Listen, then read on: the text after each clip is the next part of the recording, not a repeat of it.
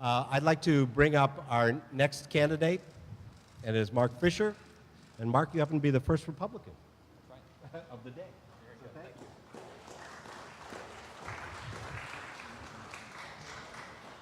Well, thank you, Gary, and thank you to the Disability Policy Consortium, and also to the Perkins School.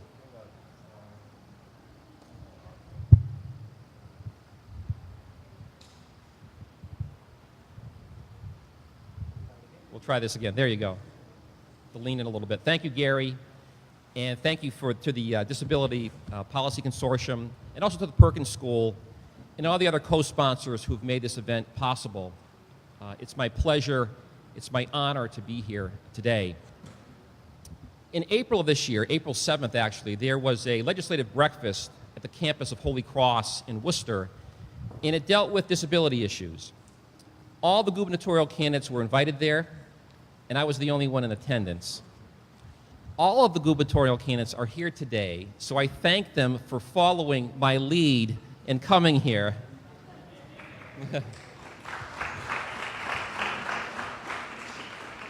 Now if they'll only follow my lead on all the other issues. I'm going to talk about just two things today, and then I'll open it up for your questions. The first thing I want to talk about today leads in with a story. About a dozen years ago, I applied for a job, and I was one of 3 finalists. I did not get the job. It was for the head of a company in Worcester, Massachusetts called Ultimate Mobility. Some of you may know of it. They assemble wheelchairs and scooters and mobility devices. Shortly after I was told that I didn't get the job, I received another phone call, and they asked me, "Are you still interested?" And I said yes, and of course I wondered why, what had happened. And they told me that the fellow that did get the job resigned after being there for 4 hours. He came in on his first day at 8 o'clock, and he handed in his letter of resignation at noontime. I wasn't daunted by that, though. I did take the job, and it's a good thing that I did. The company was on the verge of bankruptcy. And in working with the parent company, I helped to turn the business around. It survived, and it continues today, and it serves the disabled community in Worcester. The reason I bring up that story, I learned 2 big things about the disabled community in working for that job. The first one is this. Payments from the state are wholly or largely dependent on not only how the bills are given to the state, but when. Medical billing with coding and timings is extremely important. Some legitimate bills get denied and never get paid. That was the first thing I learned. The second thing I learned is that these mobility devices can leave the disabled community stranded, severely stranded, in the middle of the night, in the rain, in the elements. I'm sure you've all been witness to this or experienced it yourselves, that the batteries that power these devices fail, tires get flat, parts get broken, and you get stranded. Those are the 2 lessons that I learned.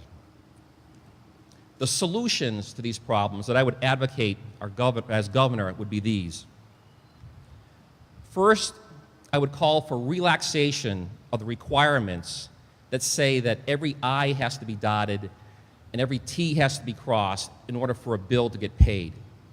And I would ensure that there are never any legitimate bills that go unpaid. What happens if a company that serves the disabled goes out of business because of this? If they fail, those that they serve, you, also fail. And a government that is concerned about its citizens should never, ever let that happen.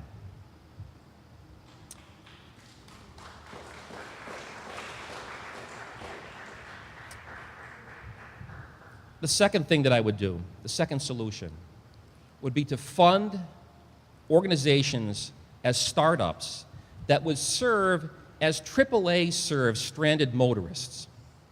So these organizations would be there for the disabled community when they get stranded. The disabled community has to know that help is on the way when they become stranded. The second thing I want to talk about today, and I've mentioned at the convention, and it bears repeating. I want you to all know that I believe in and I staunchly defend the sanctity of life, the lives of all, but most especially the life of the disabled. As you well know, the disabled have special challenges, but they also face special discriminations. When a disability is discovered in a developing child yet unborn, their risk for abortion goes up dramatically. We know that 80 to 90% of children with Down syndrome are aborted. As tragic and as awful as this is, there is wonderful hope for the unborn with disabilities. There is a new area. It's called fetal surgery. It has developed, and it is doing absolutely wonderful things for the unborn with disabilities. Disabilities like spina bifida and tumors and other serious disabilities are being treated, and they're being treated with increasing success. The problem is there are only 3 facilities in the country that deal with fetal surgery. One is Vanderbilt, it's down in Tennessee. The other is Children's Hospital in Philadelphia. And the last one is the University of California in San Francisco. What does that mean for patients to travel to these facilities? On average, they travel 1,500 miles if they can afford to do so. For many, it's an impossibility to do so. So as governor, I would advocate for these wonderful medical facilities here in Massachusetts to embark upon and become leaders in this area for the disabled.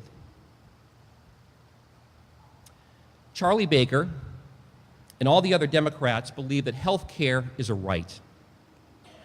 I would say to them, follow the logic of your belief and acknowledge that the unborn who are rightly given health care enjoy that right because they share another right, the right to life. Follow the logic of your own belief. The other candidates have followed me here today. I challenge them to follow me and advocate for the disabled, unborn and born, so that they can enjoy life and enjoy life to the fullest. Thank you for your time. I look forward to your questions.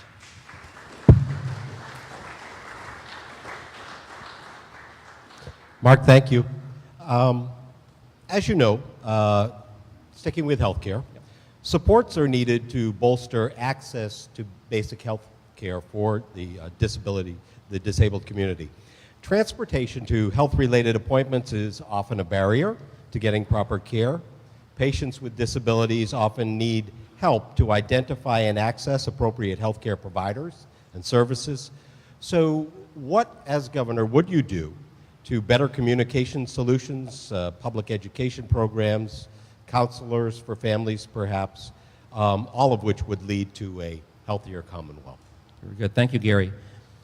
When I was looking at the websites to better educate myself about the disability issues, I found out that there are many lawsuits that the disabled community has against our local government, even here in Massachusetts.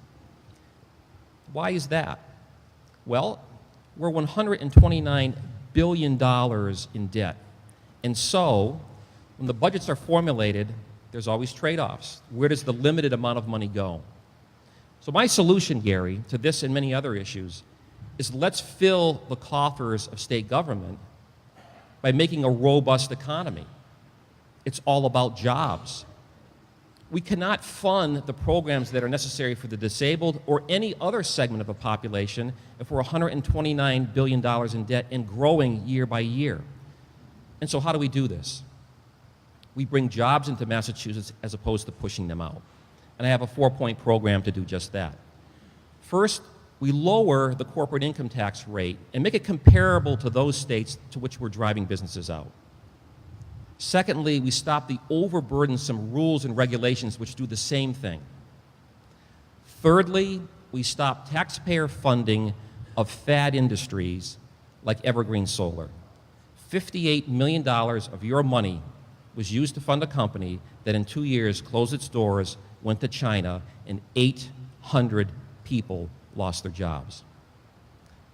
Fourth part, we eliminate the inventory tax. Only about 7 other states have an inventory tax. And what does that do for Massachusetts? You've heard the old adage about location, location, location in real estate. Well, look where Massachusetts is located. We are in the center of New England. 3 states to our north, 2 to our south, and New York is to our left. By the way, I always want to keep New York to the left of Massachusetts. What does this mean for inventory or distribution centers? It's a haven for them. They want to be in the center of a locality, and Massachusetts is. It would bring distribution centers in, and it would create jobs in transportation, logistics, material handling, administration. We take people off unemployment, put them on the payroll, and the state coffers go up because of the revenue from income taxes. Mark, as you know, accessibility goes well beyond ramps and sidewalk cuts. In addition to physical access to public places, what goes on inside those buildings must also be made accessible. So what would you do as governor, while Massachusetts does have some laws on the books that go beyond what the ADA has legislated, what would you do to make materials, media, online resources and such more available? And also, what would you do to make sure that the laws are enforced? Thanks again, Gary. Just today, I learned something about the access for disabled individuals. I have a friend who I brought here today, and he came to my house first, and he was not able to manage the stairs from our cellar up to the first floor, and so he had to wait in the cellar as I got ready. And I didn't feel too happy about that, but I wasn't even aware of it until it happened just today. I am an advocate, and I'm going to see how this plays in the disabled community. I am an advocate for having a special task force that goes out and looks at problems areas in transportation for motor vehicles, the potholes and the bridges and such.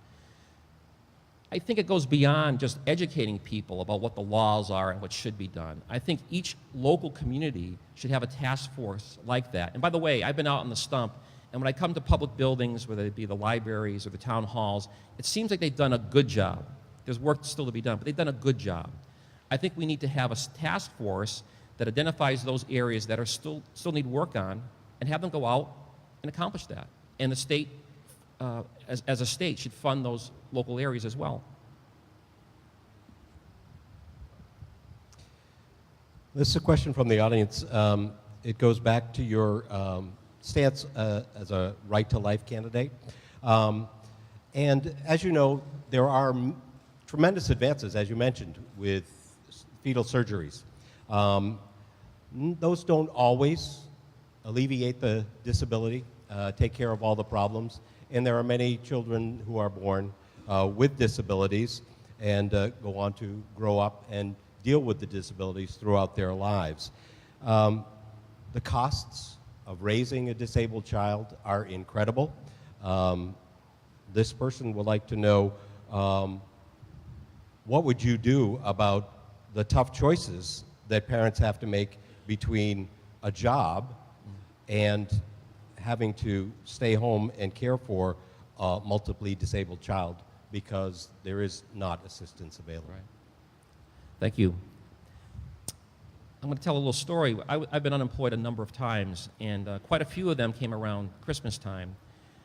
My children are not disabled, but all families have to make choices with regard to finances.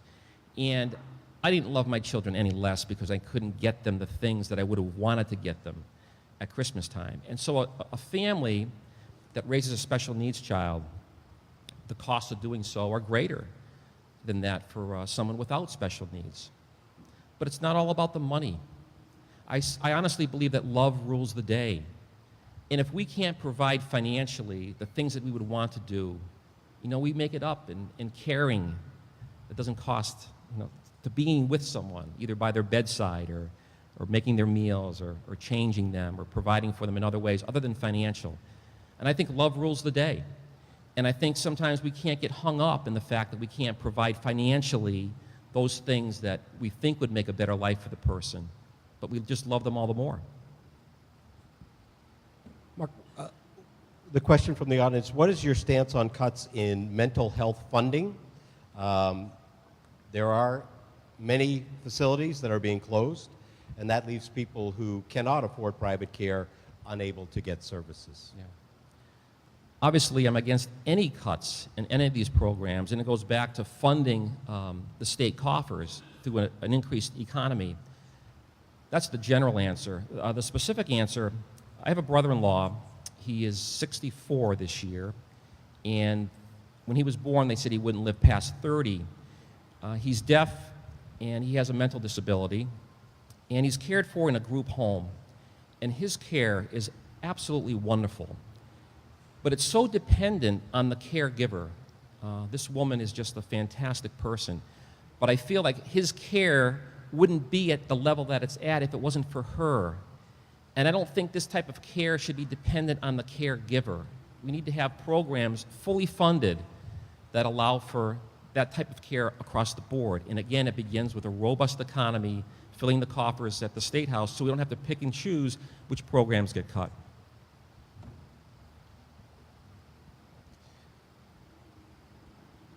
Mark, this is a question asking about your position on gun legislation. Often people with mental health conditions have been scapegoated. There have been a number of certainly horrific school and mass shootings.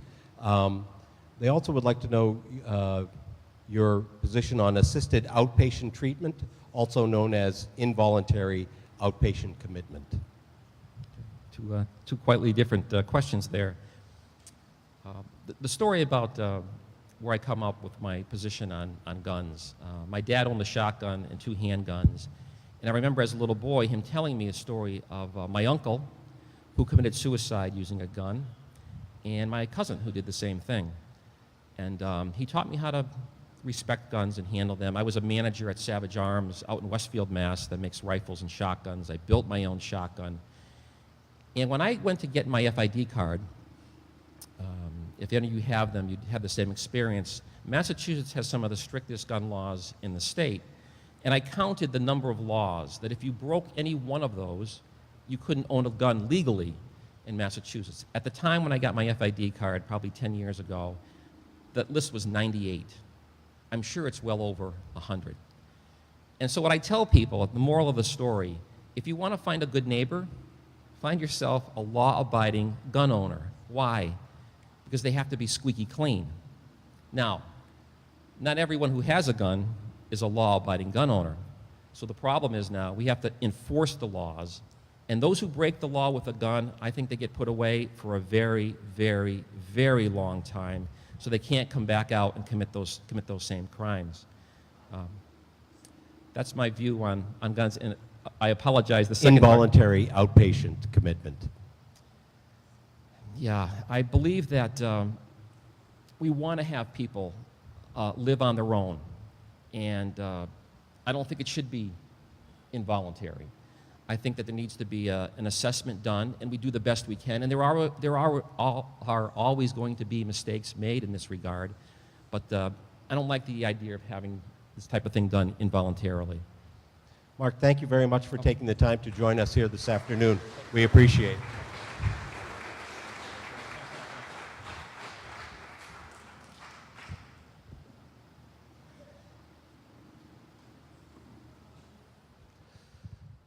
Again, a short